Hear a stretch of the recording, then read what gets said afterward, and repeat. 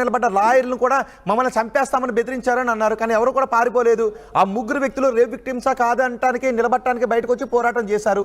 ఆయేషా మీరా తల్లిని కూడా చంపేస్తామని బెదిరించినప్పటికీ కూడా ఆమె ఇంకా పోరాటం చేసింది. కానీ ఇక్కడ మీరు క్రిస్టియన్ కమ్యూనిటీకి చెందినటువంటి ఒక వ్యక్తిని చంపేస్తే ఆధారాలను పోలీసులే చూసుకుంటారు, నా దగ్గర ఆధారాలు ఉన్నాయి, నేను బయట పెట్టనంటున్నారు. నేనైతే బయట పెడుతున్నాను, నా దగ్గర ఆధారాలతో బయట పెడతా. మీరు వక్రీకరిస్తున్నారు. దయచేసి నేను వక్రీకరించలేదు. మీరు క్రిస్టియన్ కమ్యూనిటీకి అన్యాయం చేస్తున్నారు. ప్రత్యూష వాళ్ళ అమ్మకు అన్ని తెలుసు, కానీ ఆమె దగ్గర ఆధారం లేదు. ఆమె కూడా డౌట్స్ ఆధారం ఎగ్జాక్ట్లీ. ఇక్కడ మీ దగ్గర ఆధారాలు ఉన్నాయి కదా. నేను అనలే కదా, నాకు ఇన్ఫర్మేషన్ వచ్చింది అన్న కదా. మరి ఆ ఇన్ఫర్మేషన్ ఇచ్చినటువంటి వ్యక్తిని కూడా మీరు ఇవ్వండి, ఇప్పుడు నాకు ఇవ్వండి, దాని వెనుక వెళ్దాం. నేను అవసరమైతే కొంతమంది పాస్టర్లు, ఇప్పటికీ పాస్టర్లు ఓకే, పాస్టర్స్ ఏమంటున్నారంటే మా ప్రాణాలు పోయినా పర్వాలేదు, కానీ ప్రవీణ్ మరణానికి కారకులు ఎవరో చెప్పండి అని అంటున్నారు. అలాంటి పాస్టర్స్ నేను నలుగురిని వెనకేసుకుని వెళ్ళి ఈ మరణం వెనుకున్న ఆ 7 ఎవరు, ఆ 2 ట్రక్కులు ఎక్కడ, డబ్బులు ఇచ్చింది ఎవరు, నేను బయటకు తీద్దాం. మీరు రావద్దు, మీరు అమెరికాలోనే ఉండండి. ఒక 10 మంది పాస్టర్లు, 100 మంది, వేలాది మంది పాస్టర్లు ఉన్నారు. ప్రవీణ్ పగడాల కోసం ప్రాణాలు ఇవ్వటానికి కూడా బయటకు వచ్చి రక్తం చిందించడానికి పాస్టర్లు చాలా మంది ఉన్నారు. వాళ్ళకి ఇవ్వండి మీరు సమాచారం. కుటుంబ సభ్యులకు ఇవ్వద్దు, మీరు వాళ్ళకి ఇస్తే ప్రాణాలకు తెగించి ప్రవీణ్ మరణానికి కారణం ఏంటో తెలుసుకోవాలనేటువంటి పాస్టర్లు చాలా మంది ఉన్నారు. నాకు తెలిసిన సమాచారం ఆల్రెడీ చెప్పేసినాను, అందరికీ తెలుసు. ఎవరందరికీ తెలుసు? చెప్పండి, ఎవరందరికీ తెలుసు, ఎవరెవరికి ఇచ్చారు చెప్పండి, నాకు కూడా ఇవ్వండి. నేను లైవ్ పెట్టిందే 10 days బ్యాక్, ఎప్పుడో లైవ్ పెట్టాను. మీరు ఇచ్చినటువంటి డేటా నేను అడిగేది అదే. మీరు ఇచ్చినటువంటి డేటా ఇప్పటివరకు లైవ్లో చెప్పిన డేటా ఇచ్చారా, లేదంటే సోర్స్ ఇవ్వకపోతే ఒక నేరం బయటికి రాదు. కానీ ఆ సోర్స్ మీరు బయటికి చెప్పనవసరం లేదు, మీరు పబ్లిక్గా చెప్పాల్సిన అవసరం లేదు. కానీ ఆ సోర్స్ మీరు ఒక సిస్టమ్నే తప్పు పట్టేస్తున్నారు. మీరు మొత్తం జీరో పోలీస్ అని అంటూ ప్రతిపక్షం ఉంది కదా ఆంధ్రప్రదేశ్లో, ఇప్పుడు మీరు ప్రతిపక్షానికి ఇవ్వండి. ఒక కార్యకర్త కోసం కూడా ప్రతిపక్ష సభ్యులు రోడ్డు మీదకి వచ్చి ఇది చేస్తూ ఉన్నారు కదా. మొన్న కూడా ఒక వ్యక్తి చెప్పారు, కోపంలో ఆవేశంలో మేము బైబిల్ పక్కన పెట్టామంటే ఏం జరుగుతుందని ఒక వ్యక్తి మాట్లాడారు కదా. పాస్టర్ ప్రవీణ్ మరణానికి గల కారణాలను చెప్తే ప్రాణాలకు తెగించి ముందుకు వెళ్ళి పోరాటం చేయడానికి సిద్ధంగా ఉన్నాము అంటున్న వాళ్ళకి మీరు ఎందుకు చెప్పడం లేదు? మరి అధికార పార్టీ పైన మీకు నమ్మకం లేదు, ప్రతిపక్ష పార్టీలు ఉన్నాయి. డాక్టర్ సత్యం ఆయన పేరేంది, ఆయన చంపేసి చూడండి, నడి రోడ్డు మీద గుండు చేసి. ఇప్పటి వరకు ఎవరికి శిక్షలు పడ్డాయి? దానికి కారణం ఏంటి? ఎప్పుడు చంపారు? దానికి కారణం ఏంటి? 3-4 years బ్యాక్. ఏమైంది దాంట్లో? కోవిడ్ సమయంలో. కోవిడ్ సమయంలో దాని చుట్టూ ఉన్న ఆరోపణలు ఏంటి? దాని చుట్టూ ఉన్న ఆరోపణలు ఏంటి? అప్పుడు ప్రభుత్వం ఏ ప్రభుత్వం ఉంది? దాని చుట్టూ ఉన్న ఆరోపణలు ఏంటి? దాని చుట్టూ ఉన్న ఆరోపణలు ఏంటి? డాక్టర్ ఏం చెప్పాడు? డాక్టర్ ఏమన్నాడు? ఈ యొక్క మాస్కులు లేవని. అంటే మత కారణం కాదు కదా అది. చనిపోయిన వ్యక్తి అక్కడ పాస్ అయ్యి ఉండొచ్చు, కానీ అది మత కారణం కాదు. మాస్కుల గురించి ప్రశ్నించినందుకు నన్ను చంపేశారని అన్నారు, అది మత కారణం కాదు. కానీ ఇక్కడ మత కారణం ఉందంటున్నారు కదా. చెప్పండి. ప్రభుత్వం పైన కదా ఆయన ఆరోపణలు చేసింది. ప్రభుత్వం పైన ఆయన ఆరోపణలు చేశాడు. సో దాన్ని విచారణ జరపాలి. దానిపైన పోరాటం చేయాలి. ఓకే, పడలేదు కదా, పడలేదు, కానీ వదిలేశారా? దానికి ఆధారాలు, పోరాటాలు వదిలేశారు. వాళ్ళ అమ్మ వాళ్ళు వదిలేశారు. ఎవరు? ఇప్పటివరకు ఎవరికి శిక్షలు పడలే. ఎన్ని కేసులు పెండింగ్ ఉన్నాయి అట్లా. దానికి అప్పటి ప్రభుత్వం పైన ఆరోపణలు చేస్తే పలానా ప్రభుత్వంలో ఉన్నటువంటి పెద్దలు అన్నారు, మత కారణాలు కాదు. కానీ ఇక్కడ మీరు సుఫారీ ఇచ్చి, కానీ ఇక్కడ మీరు కొన్ని ఆధారాలనే చెప్పారు. నా భర్తను నా కళ్ళ ముందు చంపారు అని చెప్పి ఆమె మొన్న చనిపోయింది. అవును, కానీ అది మత కారణం కాదు. అప్పుడు వైసీపీ ప్రభుత్వం అధికారంలో ఉంది. పాస్టర్ ఆయన పాస్టర్ కావచ్చు, కానీ కారణం ఆయన పాస్టర్. అదే అంటుంటా, ఆయన పాస్టరే, కానీ ఆయన మరణానికి ఆయన పాస్టర్ అని కాదు కారణం, ఆయన డాక్టరే. బహుశా డాక్టర్ అనేటటువంటి కారణంతో ఆయన చేసినటువంటి వ్యాఖ్యలు ఇబ్బందిని కలగజేస్తున్న కారణంతో ఏదో జరిగిందని ఆరోపణలు ఉన్నాయి. సో ఆరోపణలు ఉన్నాయి. సో వాస్తవాలు ఏంటనేది దానిలో కూడా బయటకు రావాలి. అరాచక గుజరాత్ లో గానీ ఆంధ్రప్రదేశ్ లో గానీ అరాచకం నడుస్తుంది. అక్కడ ఎవరికి చట్టం తన పని తాను చేసుకోబోతలేదు. ఓకే, ఇప్పుడు క్రిస్టియన్ కమ్యూనిటీ బయటపడుతుంది. మీరు ఆధారాలు ఇవ్వకపోతే, మీరు ముందుకొచ్చి అడుగు వేయకపోతే మీరు క్రిస్టియన్ కమ్యూనిటీకి అన్యాయం చేసినట్టు. వందలాది మంది పాస్టర్, వేలాది మంది పాస్టర్లు. రాజా గారు ఎలా ఇన్ఫర్మేషన్ వేరు, ఆధారం వేరు. అదే నేను అంటాను. ఆ ఇన్ఫర్మేషన్ వాస్తవమైన మళ్ళీ అక్కడికే. ఎస్, మీ దగ్గర ఇన్ఫర్మేషన్ ఉంది, జస్ట్ ఇన్ఫర్మేషన్, లేదంటే వాస్తవాలతో కూడిన ఇన్ఫర్మేషన్, నాకు అది కావాలి. ఇఫ్ ఇట్ ఈజ్ వాస్తవాలతో కూడిన ఇన్ఫర్మేషన్ అయితే ఆ ఇన్ఫర్మేషన్ ని దాయొద్దు. ఎందుకంటే ఎవరు దాస్తలేరు? కోట్లాది మంది పబ్లిక్ కోట్లాది మంది క్రిస్టియన్ల ఆశలు మీరు చంపేసినట్టు అవుతుంది. పబ్లిక్ లోనే చెప్పాను కదా బ్రదర్, నేను చెప్పి కూడా 10 days అవుతుంది కదా, నేనేం దాయలే కదా. మీరు అంటే అది ఊహాజనితం కాదా? మీరు ఎవరో ఒక పేర్లు చెప్పేస్తూ ఉంటే ప్రైమా ఫేసి ఏంటి? నేను దేశంగా దేశం నుండి నాకు ఊహించుకుంటే నాకేమొస్తుంది చెప్పండి? నేనేం స్టోరీ రైటర్ని కాదు, నేను డైరెక్టర్ని కాదు. I don't need to create a story. I got information from A reliable source. మీరు ఇంకా వేరే వాళ్ళు జాగ్రత్తగా ఉండమని చెప్తున్నాం అంతే. ఓకే, మిగతా వాళ్ళని జాగ్రత్తగా ఉండమంటాం కాదు. మీరే ఓకే, మీరు ఒకటి చెప్పొచ్చు, పలానా వాళ్ళని చంపేశారంట, అనుమానాలు ఉన్నాయి, మిగతా వాళ్ళు జాగ్రత్తగా ఉండండి. లేదంటే పలానా చోట అల్లర్లు జరుగుతూ ఉన్నాయి, ఈ అల్లర్లు ఈ ఉద్దేశంతో జరుగుతున్నాయంట, మీరు జాగ్రత్తగా ఉండండి. సో ఇది చెప్పడం వేరు. ఇదిగో చంపేశారు అన్నప్పుడు జాగ్రత్తగా ఉండండి, కానీ ఇవిగో ఆధారాలు అన్నప్పుడు జాగ్రత్త చెప్పడం వేరు, ఆధారాలను దాయటం వేరు. ఆధారాలు మీరు మళ్ళీ ఇన్ఫర్మేషన్ కి ఆధారానికి 2 లింక్ పెడుతున్నారు. అంటే ఇన్ఫర్మేషన్ చాలా రకాలుగా ఉంటుంది. ఒకటి ఇన్ఫర్మేషన్ పుకార్లతో కూడింది ఉంటుంది, ఇన్ఫర్మేషన్ వాస్తవాలతో కూడినటువంటిది ఉంటుంది. సో ఇన్ఫర్మేషన్ ఇమాజినేషన్తో కూడుకున్న, అంటే మనం వినడం ద్వారా చెప్పేది, 2 మనం చూడడం ద్వారా చెప్పేది, మనం ఊహించుకోవడం ద్వారా చెప్పేది. మీ దగ్గర ఉన్నటువంటి ఇన్ఫర్మేషన్ జస్ట్ వినడం ద్వారానా, వినడంతో పాటు ఆధారాలతో కూడినటువంటిదా, లేదంటే ఇమాజినేషన్ ఊహించుకోవడం ద్వారా వచ్చినటువంటి ఆధారమా? లేదు, నాకు ఒక రిలయబుల్ సోర్స్ నుంచి ఇన్ఫర్మేషన్ వచ్చింది. ఇక దానికి మీరు ఏ పేరు పెట్టినా అది దానికి నేను బాధ్యత కాదు. మీ దగ్గర ఒక రిలయబుల్ సోర్స్ నుంచి ఇన్ఫర్మేషన్ ఉన్నప్పుడు దాన్ని మీరు నేర పరిశోధనకు, వాస్తవాలను బయటకు తీయటానికి వేలాది మంది క్రిస్టియన్ సోదరులతో కలిపి ఆ వాస్తవాలను బయటకు తీసే విధంగా మీరు ముందుకు వస్తారా, మీరు దాచుకుని లోపల ఉంచేస్తారా? నేను దాచుకోలేదు. నాకు వచ్చే information A to Z public లో పెట్టాను. సింపుల్. అంటే పబ్లిక్ లో పెట్టడం అంటే ఇప్పుడు మీరు చెప్పింది అదేనా? ఇప్పుడు మీరు చెప్పారు అంతేనా? ఇప్పుడు మీరు విజయవాడలో కిడ్నాప్ చేశారు, విషం ఎక్కించారు, 3 ట్రక్కులు మాట్లాడారు, షర్ట్ విప్పారు, ఆ వ్యక్తి షర్ట్ వేసుకున్నటువంటి వ్యక్తి బైక్ నడుపుకుని వెళుతూ ఉంటే ప్రవీణ్ దేహాన్ని ఆ ట్రక్కులో ఉంచి 6 ఆ కారులో వచ్చి ఆ చోట పడేశారు అనేది మీరు చెప్తున్నారు. ఇంతేనా మీరు ఇచ్చిన ఆధారాలు? ఇంకేమన్నా? ఇంకా ఒక గొడ్డలి, ఇంకా 2 రాడ్లు, ఒక లైటర్, ఇంకా ఉన్నాయి కొంత ఇన్ఫర్మేషన్. అవి ఎక్కడ ఉన్నాయి గొడ్డలి? ఎన్ని ఉన్నాయి గొడ్డలు? ఎన్ని ఉన్నాయి?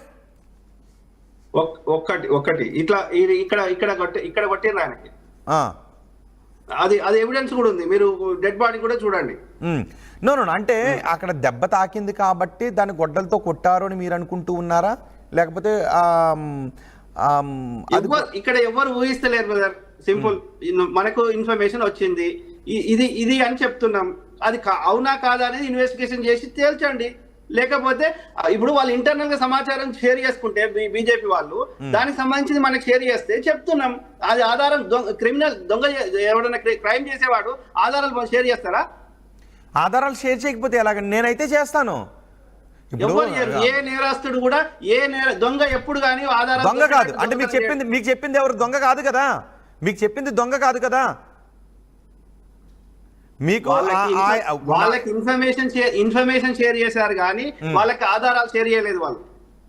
ఓకే, ఒక్కసారి మళ్ళీ ఒకసారి మళ్ళీ చెప్పండి, మీకున్న మొత్తం ఆధారాల లైన్ అంతా చెప్పండి ఒకసారి.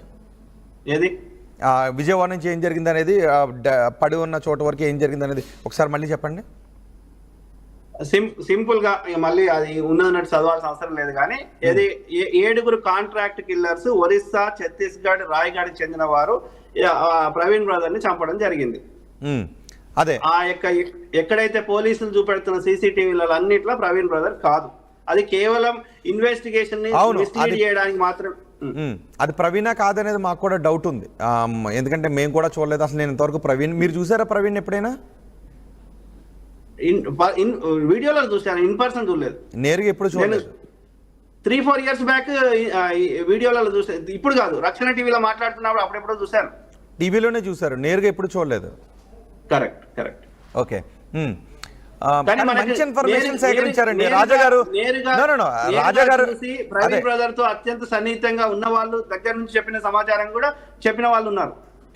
నేను అనేది ఏంటి అంటే, మీ దగ్గర ఒక మంచి ఇన్ఫర్మేషన్ ఉంది, ఆ నేరానికి సంబంధించినటువంటి వాస్తవాలను బయటకు తీసే ఇన్ఫర్మేషన్ మీ దగ్గర అంతా సేకరించినప్పుడు దాన్ని విచారణ రూపంలో అవసరమైతే మనం ప్రతిపక్షాల సహాయం తీసుకునైనా సరే పోరాటం చేయాల్సిన సమయంలో మీకు ఇన్వెస్టిగేషన్ ఏజెన్సీ మీద నమ్మకం లేకపోయినా వాళ్ళే చూస్తారులేని వదిలేస్తున్నారు. అక్కడ బాధ కలుగుతుంది. వదిలేస్తలేదు వాళ్ళు ఒక్క రిపోర్ట్ అన్న బయట పెట్టని అప్పుడు పోరాటం డిఫరెంట్గా ఉంటుంది ఈ ఆధారాలని అన్నిటితోటి. ఓకే, ఆరుగురు ఏ టైంలో వీళ్ళు ఆయన తమ హ్యాండ్ ఓవర్లో తీసుకున్నారు, తమ చేతిలోకి తీసుకున్నారు? అరౌండ్ ఆఫ్టర్ 5 PM తర్వాత 5 గంటల తర్వాత ఆయన తమ ఆధీనంలోకి తీసుకున్నారు. ఎస్. ఎక్కడ అంటే తీసుకున్న తర్వాత 3.5 hours ఆయన బతికే ఉన్నాడు అనేది మనకున్న సమాచారం. వాళ్ళ అదుపులోకి తీసుకున్న తర్వాత 3.5 hours బతికే ఉన్నాడు. ఎస్. సుమారు ఎన్ని గంటల ప్రాంతంలో చంపేశారని మీకున్నటువంటి ఖచ్చితమైన సమాచారం? Around 10 PM. 10 PM. అది విజయవాడలోనేనా లేక విజయవాడ నుంచి ఈ నరసాపురం ఏలూరు మధ్యలో ఉంటుంది అరౌండ్ ఆ ప్రాంతంలో. సో ఎందుకంటే 9:30 భారీకి నా అంచనా ప్రకారం నరసాపురం నియోజకవర్గం ఎంటర్ అయిన తర్వాతనే జరిగి ఉంటుంది. ఎక్కడికి? నరసాపురం నియోజకవర్గంలోకి ఎంటర్ అయిన తర్వాత. ఓకే, నరసాపురం అంటే చాలా దూరం లేండి, అది పాలకొల్లు దాటి వెళ్ళాలి, దీనికి చాలా దూరం. రాదా ఇప్పుడు ఈ కొవ్వూరు గేట్ అందులోకి రాదా? కొవ్వూరు అంటే కొవ్వూరు అంటే రాజమండ్రి యువతలు వస్తుంది, అది గోదావరి రాదా? నరసాపురం కాదు, నరసాపురం కొంచెం దూరమే వస్తుంది. ఓకే.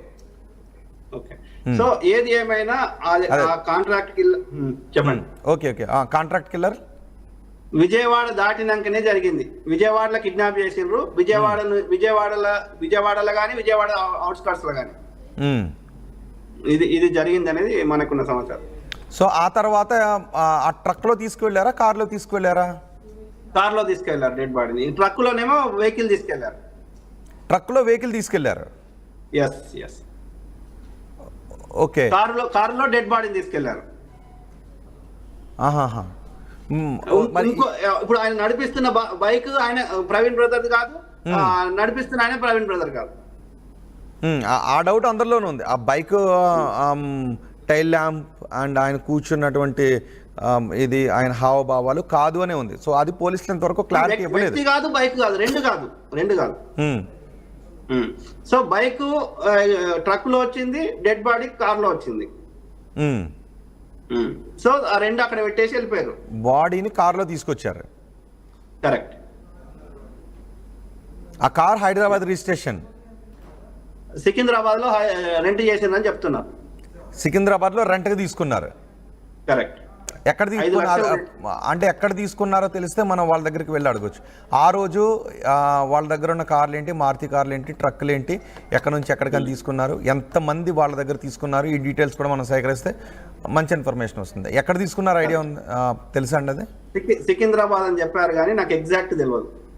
సికింద్రాబాద్ లో 2 ట్రక్కులు కారు తీసుకున్నారని ఇన్ఫర్మేషన్ ఉంది కానీ ఎక్కడ తీసుకున్నారనే ఇన్ఫర్మేషన్ లేదు. ఎక్కడ ఏ లొకేషన్ అంటే ఏ స్టోర్ అనేది ఏది షాప్ అనేది తెలియదు. సికింద్రాబాద్ ఎన్ని గంటలకు తీసుకున్నారు? మార్నింగే అనుకుంటున్నా, నాకు తెలియదు. నేను అంటే నాకు షేర్ చేసిన కానీ మీలాగా అన్ని డీటెయిల్స్ ఆయన అడగలేదు.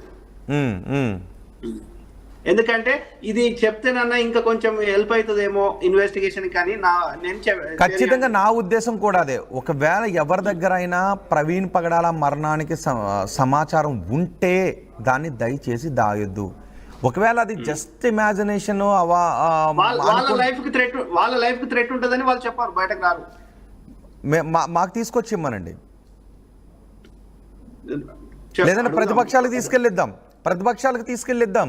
వాళ్ళ లైఫ్కి థ్రెట్ ఉంటుంది. అది కాదు, ప్రాణాలకు తెగించి పోరాడే క్రిస్టియన్ సోదరులు ఉన్నారు. ప్రవీణ్ మరణం కారణం ఏంటని తెలుసుకోవాలి అనే ప్రాణాలకి తెగించి పోరాడే వాళ్ళు ఉన్నారు, వాళ్ళకి ఇద్దాం. చాలా మంది కామ్ అయిపోయారు, భయపడుతున్నారు. కానీ ఇప్పటికీ పోరాటం చేస్తున్న వాళ్ళు ఉన్నారు కానీ ఆయన స్టార్టింగ్ లో ఉన్నంత ఇంటెన్సిటీ లేదు. ఎందుకు కామ్ అయిపోయారు? భయపడుతున్నారు. అంటే వందలాది మంది, వేలాది మంది భయపడుతున్నారా? ఇప్పుడు విజయేంద్ర ప్రసాద్ ఉన్నాడు, ఆయన స్టార్టింగ్ ఎట్లా మాట్లాడండి, ఇప్పుడు ఎట్లా మాట్లాడారు? మరి మీరు అంటున్నట్టు భయపడితే మరొకరికి అన్యాయం జరిగే అవకాశం ఉంటుంది కదా. ఈ అన్యాయం తమ ఆర్థిక మూలాలు దెబ్బపోతున్నాయి, తమ ప్రాణాలకి ముప్పు ఉందని భయపడుతున్నారు. సో ఇప్పుడు మరి మీ వాస్తవం. మ్మ్. ఇప్పుడు వాళ్ళ వైఫే మా ఆయన తాగడు అని చెప్పలేకపోతుంది పబ్లిక్ లో వచ్చి. మ్మ్. చెప్పాలి కదా, తన హస్బెండ్ క్యారెక్టర్ అసాసినేట్ అవుతుంటే చెప్పాలి కదా. మ్మ్. వాళ్ళ నా అత్యంత సన్నిహితులు ఫ్రెండ్స్ చెప్తున్నారు, brother I know him for a long period of time, he never drinks అని చెప్తున్నారు. ఎప్పుడు రక్షణ టీవీలో అన్నిట్లో డిబేట్ చేసిండు, ఇన్ని స్పీచ్లు ఇచ్చిండు, ఏ రోజు తాగి రాలేదు ఆయన. మ్మ్. మరి సడన్ గా ఒక రోజు ఎట్లా తాగుతాడు, అంత పిక్చర్ లెక్క ఏడబడతాడా? తాగి అన్ని 350 కిలోమీటర్లు నడపగలుగుతారు ఎవరన్నా?